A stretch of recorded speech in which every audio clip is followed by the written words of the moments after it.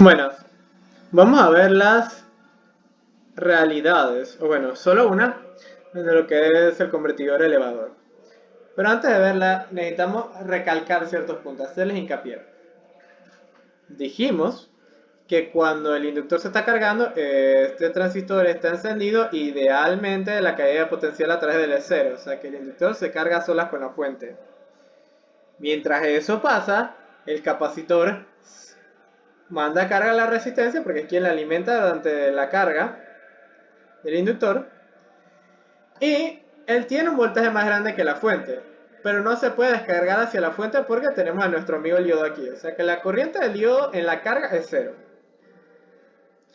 Cuando llega la descarga, el inductor, entonces la corriente fluye en este sentido, y lo que va a pasar es que nosotros dijimos, el inductor provee toda la carga que va a usar la resistencia.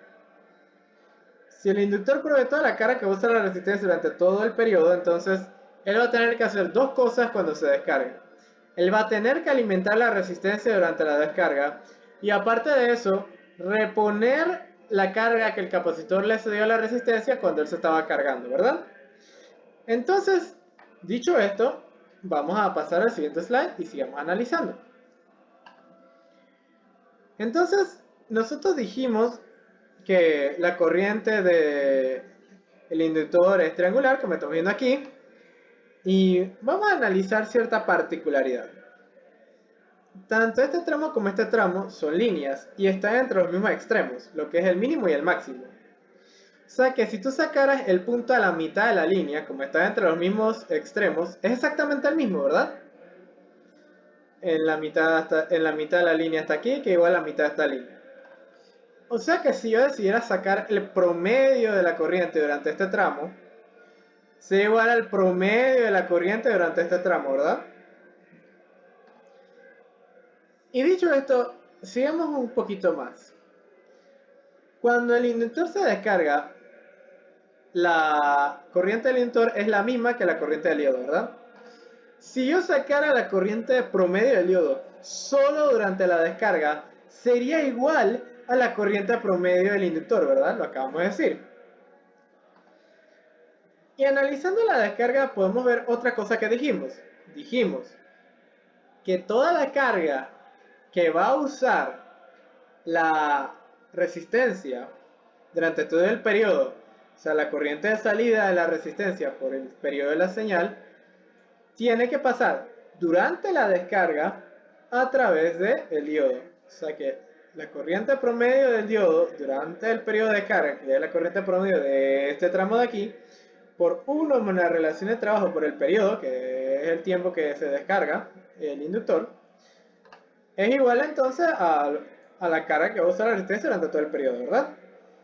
Y esto es muy importante, porque aquí tenemos entonces una relación entre lo que es la corriente promedio del diodo durante el periodo de descarga y la corriente de la resistencia. Y ustedes dirán, bueno, esto no me sirve, pues recordemos lo que dijimos. Esta corriente igual a la corriente promedio del inductor, ¿verdad? O sea que reemplazando la corriente promedio por la corriente promedio del inductor, sí tenemos una relación que nos es un poco más útil. Que mi corriente promedio del inductor por 1 más la relación de trabajo es igual a la corriente de la resistencia. Y aquí hemos hecho balance de carga. No nos hemos puesto a ver si algo es ideal, si es real, no hemos hecho nada de eso.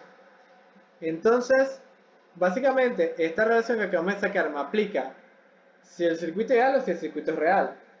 Entonces, dicho sea de paso, la imagen que hemos estado viendo son las señales para un convertidor reductor elevador. Pero lo que es la corriente del inductor, la corriente del diodo y la corriente del capacitor van a comportarse exactamente igual, tiene exactamente la misma forma para este convertidor. Lo único que no es o no aplica es el voltaje del inductor, pero las otras tres gráficas sí aplican. Entonces, sigamos, nada más para poner hincapié eso por si alguno ha tenido esa incógnita al ver las imágenes.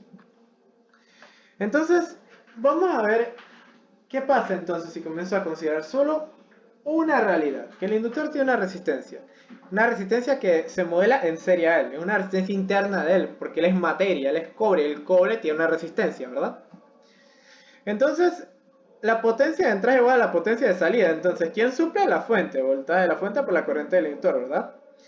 ¿Quién come? Ahora come la carga y ahora come también la resistencia del inductor, ¿verdad? Entonces, tenemos que la corriente de la resistencia igual a la corriente promedio del inductor por una más la relación de trabajo. Lo sacamos del slide anterior. Despejando para la corriente del inductor, tenemos que entonces que el voltaje de salida entre la resistencia, corriente de salida, entre una más la relación de trabajo, lo mandamos dividiendo igual a la corriente promedio del inductor. Entonces, podemos reemplazar esta corriente de salida de aquí, de esta ecuación, por esta relación de acá. No hagamos todo el reemplazo todavía, vamos con calma, que mire que nos va a salir más fácil.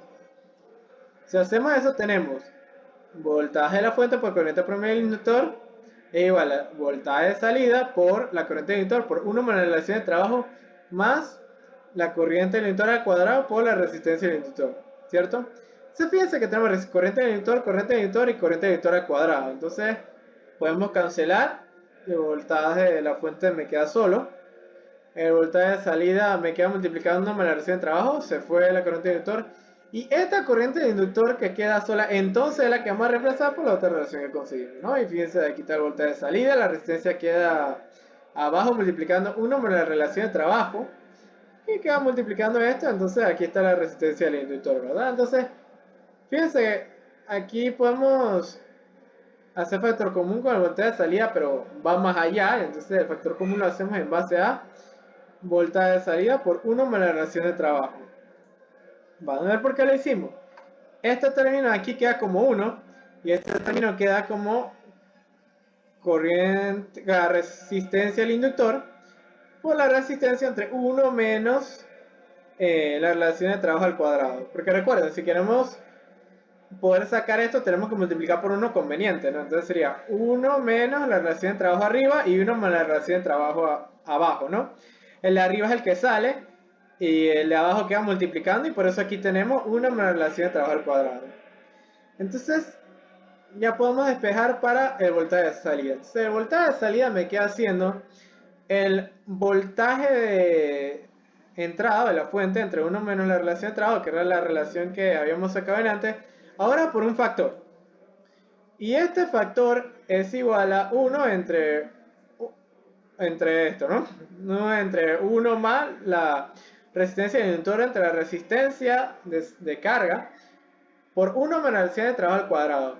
Y esta relación dada es la que me importa. Esta es la comparación entre lo que es la resistencia del inductor y la resistencia de la carga. Este 1 menos d al cuadrado representa varias cosas. Entre ellas, que recordemos, la corriente del inductor va a manejar una corriente más grande que la resistencia de carga. Que mientras más grande sea la relación de trabajo, recordemos, esta corriente va a ser aún mayor. Entonces, por eso ese término.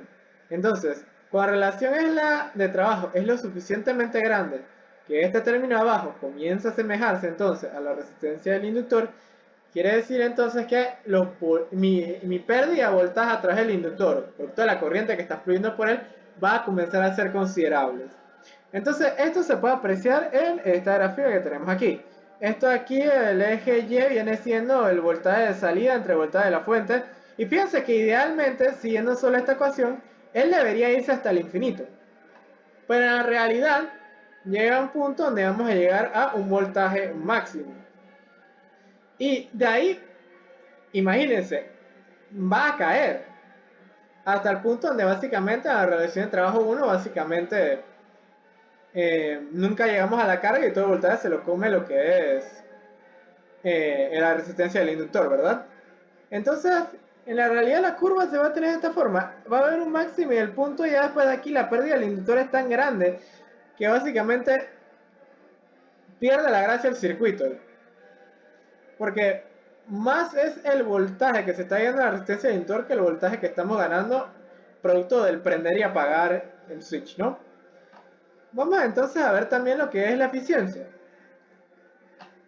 Entonces, mi eficiencia viene dada por la potencia de la carga entre la potencia total. Entonces, la potencia de la carga viene dada por la potencia de la resistencia y la resistencia que suple la fuente ahora es la potencia de la resistencia más las pérdidas, que en este caso viene siendo la potencia que se fue en la resistencia del inductor, ¿verdad? Y aquí arriba tenemos lo que es voltaje cuadrante de resistencia, de fórmula de potencia para la resistencia de salida. Entonces recordemos que sacamos una bonita relación para poner la corriente del inductor en términos de voltaje de salida, ¿verdad? Voltaje de salida entre la carga que igual a la corriente de salida entre una relación de trabajo. Entonces fíjense que si hago esto y la meto, aquí quedaría con voltaje de salida al cuadrado, voltaje de salida al cuadrado, voltaje de salida al cuadrado, se van. Aquí quedaría con resistencia al cuadrado dividiendo. Entonces aquí queda resistencia al cuadrado, aquí resistencia a la primera, se van. ¿Cómo me queda esta expresión al final? Fíjense, aquí nada más reemplacé corriente del inductor al cuadrado por esta relación aquí. Aquí está el término y el cuadrado, y aquí está la resistencia del inductor. Arriba me queda 1, abajo me queda 1 porque ya se canceló. Voltaje del inductor se fue, se le ve porque todos los tres están al cuadrado. Y la resistencia aquí abajo es la primera potencia, entonces me queda resistencia del inductor. Y acá abajo me queda el factor que le di. Resistencia de la carga por 1 menos la relación de trabajo al cuadrado. Lo mismo.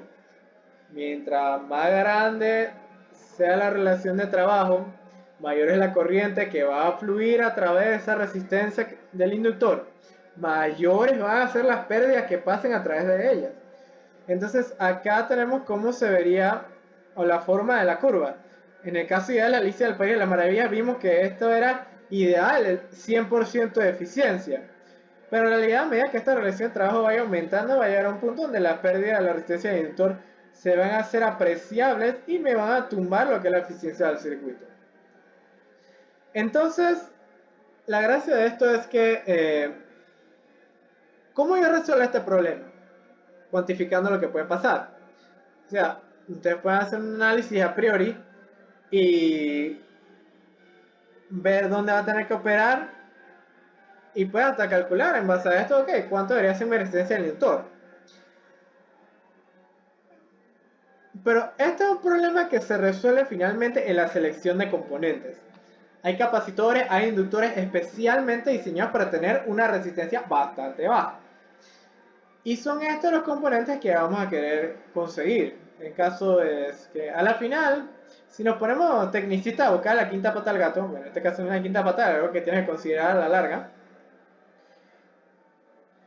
todo va teniendo implicaciones, todo va teniendo especificaciones. Cada componente tiene como un rol y unas especificaciones en las cuales tiene que entrar. Otra de las no idealidades también sería, que no nos vamos a meter con esto en este video, en el libro se meten un poquito con ella, pero su efecto primordial es que te va a tumbar el voltaje rizado más, es la resistencia del capacitor. Cada vez que entra corriente capacitor hay una pérdida, y cada vez que sale hay otra pérdida.